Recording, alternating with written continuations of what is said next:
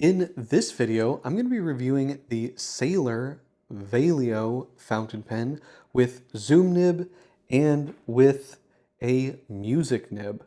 I'll go over the specs, I will do a writing sample, and I'll tell you what I like and don't like about these pens coming up.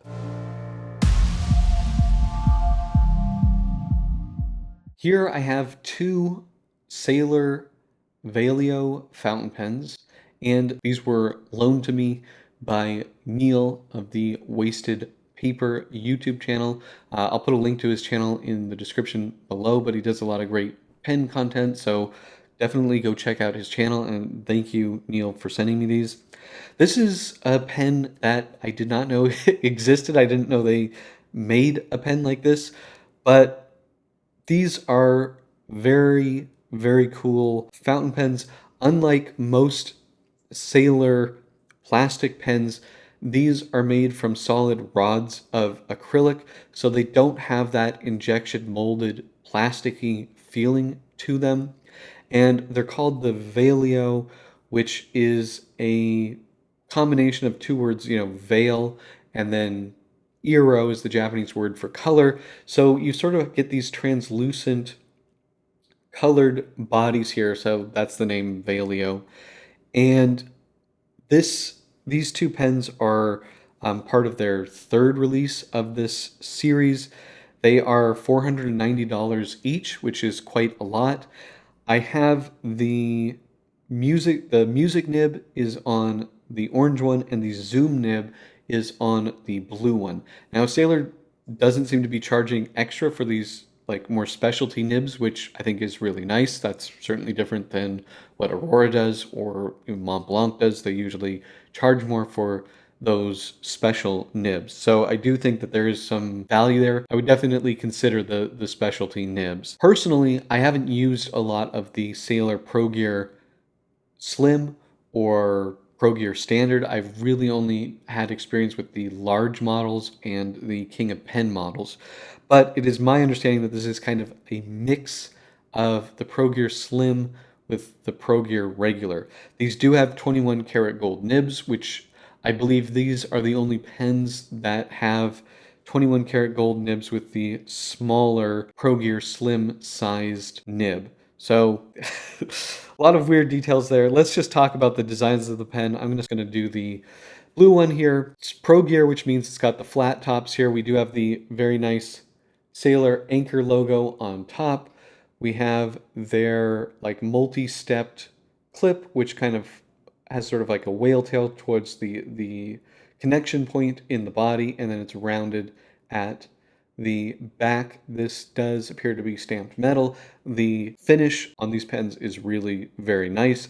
Now the blue one has silver trim, whereas the orange one has gold plated trim, I should say, and silver or rhodium plated trim. I can't remember, or they might, Sailor does weird things with their trim. It might be like a nickel something. But anyway, silver trim. The body gets larger as you get towards the cap ring. We have a metal cap ring here which says Sailor Japan, founded 1919 or 1911 rather. And there is a step down to like the lip of the cap. The lip of the cap is metal, so it's all one ring there. And then the body tapers towards the tail. We have a trim ring, and then we have like a very dark translucent blue resin, which is sort of mirrored on the top finial there. Now you do get to see some of the interior here. You can see there is like a sleeve in the cap that helps seal the nib.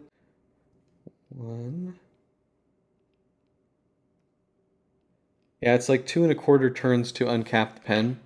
And then we have the dark blue acrylic grip section here, and then we have the zoom nib. So this is Sailor's newer style anchor nib, 21 karat gold, plastic feed. The pen's a cartridge converter.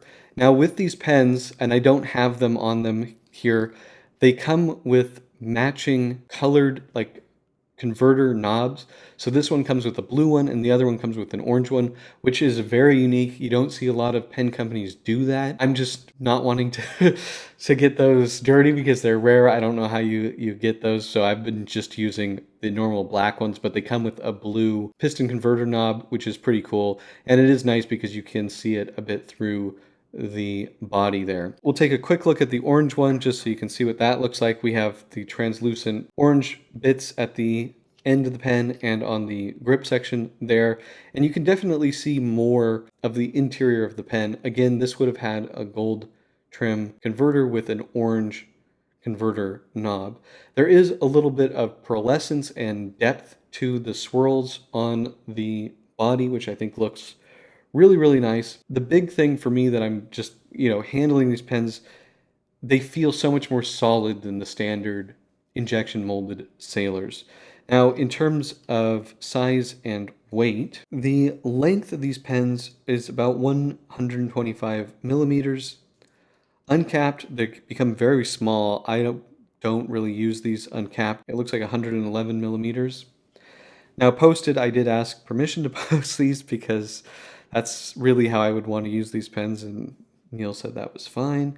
So about 142 millimeters. One thing about these pens that I didn't love is that when they're posted, they are actually very top heavy despite not being very long. So it does balance, okay in my hand, but I just noticed when I was writing with these that I really feel the weight of the cap when I am writing. So in that sense, you do lose a little bit of comfort, I think, probably compared to the injection molded, standard plastic one. But overall, it's not too bad. Now, in terms of the grip section here, looking at 10.4 at the narrow or at the widest, and then at the narrowest before it flares out, 9.6. So pretty skinny grip section, to be honest. About 25 grams, which is not super heavy. We can do it without that, just in case you wanted to use it that way. 13 grams, so that's very light. But yeah, they have a really nice solid feel to them. Now, in terms of size comparisons, I'm going to show it with, this is an Aurora Optima Mini, which is a smaller pen. And then here's an Aurora Africa, which is basically an Optima. Here it is with a Lamy Safari, and here it is with a Mont Blanc 149. So it's quite a small pen.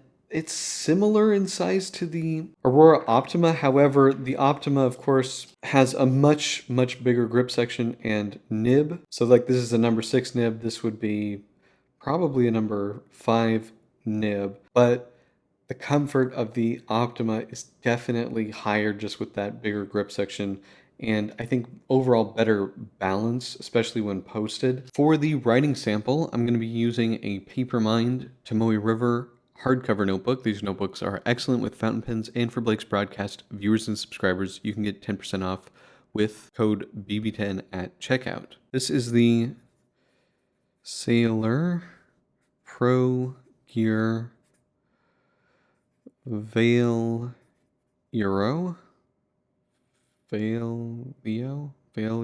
Sorry, it's Veilio. Okay. This is a zoom nib, and this is Hiroshi Zuku Konpeki.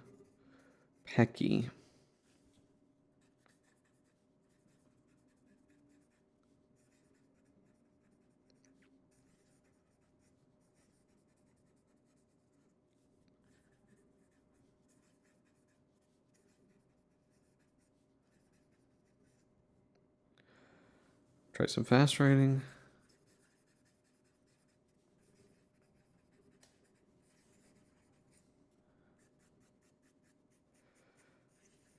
Yeah, there's just no performance issues here. This writes really nicely. Now, the zoom nib, if you hold it at a high angle, you get a pretty narrow line. And then if you hold it at a low angle, you get a wider line. Now, when I'm writing with this pen, it's pretty broad. I would say it's either a broad or a double broad, but it is nice that you have the option to change the angle of the pen. It is in 21 karat gold nib. You know, in terms of line variation, it is a little bit soft, but you're not going to see really much. And this nib is not really meant for flexing, so I wouldn't really push on it at all. With this type of nib, you let the tip do all of the line variation for you. Reverse writing, it's relatively scratchy, but you do get a finer line even than what you get holding it up at a high angle. I would say you can do it. Now let's take a look at the music nib. So this is the music nib, and this is Hiroshi Zuku. I think it's called Yu Yake. It's a very nice orange ink. Now this nib is very toothy. It's like the tipping material is like a brick.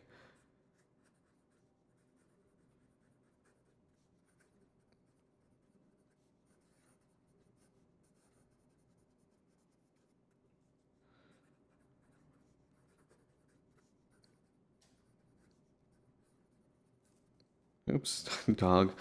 Oh gosh, lazy dog. Oh man, having trouble here. Okay, so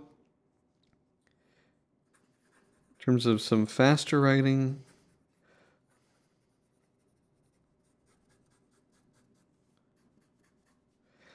there really aren't performance issues. I do think that the tipping on this is unusually toothy, and I think it does cause some issues. See, like these like almost half lines here with the the lines that it makes. You know, I just think the tipping needs a little bit of an adjustment. There's no issues with like the feed keeping up, but it's really the tip that is not. Yeah, see, we do have some skipping here, but I really think it's down to the tip, not the feed.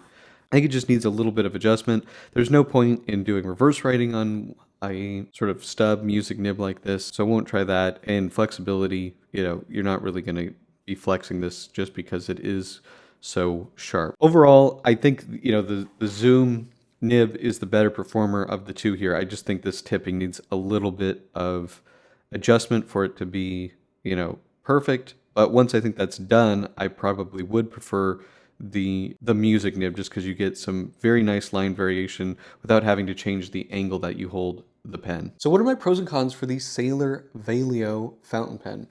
Well, I really like that we're getting a solid acrylic or resin body instead of the typical injection molded body. So these feel more premium than a standard plastic Sailor.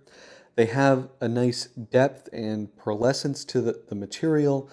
And I like that we're getting the 21 karat gold nibs in the smaller size versus the normal, I think it's normally 18, or is it 14 karat gold? Now I forget. But anyway, we're getting the premium nib material in a smaller size. So that's really nice. I think they look really quite good. I also like that we're getting the zoom and the music nib for the same price as, you know, the standard, medium, or fine. They have a really nice solid build quality to them that the standard Sailor plastic pens don't have. The performance of the zoom nib I think is very, very good. The performance on the music nib is also good, but I think that the tipping needs a little bit of adjustment. So that is definitely a downside there. The other, I think, major con here is the price. These are $490, which is kind of a lot for a little pen like this. I do think they're made well. If you're a Sailor collector, I could totally see, you know, springing for these. They are, I think, relatively limited. I don't think most Sailor dealers got these. Only, you know, a select few got them. And this is the third in the series, so this would be kind of a neat model to collect. The other con for me I was a little bit surprised by is that they're very top heavy, which is weird for a little pen. It does balance in my hand, but when I'm writing with it, I do notice that they are pretty heavily back weighted, which was unfortunate. It may feel perfect in your hand, but in my hand, it just felt a little bit back heavy for me. But that's pretty much it. Do you have this pen? Do you like this pen? Let me know in the comment section below. If you like this video, please hit that like button. And if you want to see more fountain pen, paper, and ink videos, please hit that subscribe button. Thank you so much, and until next time.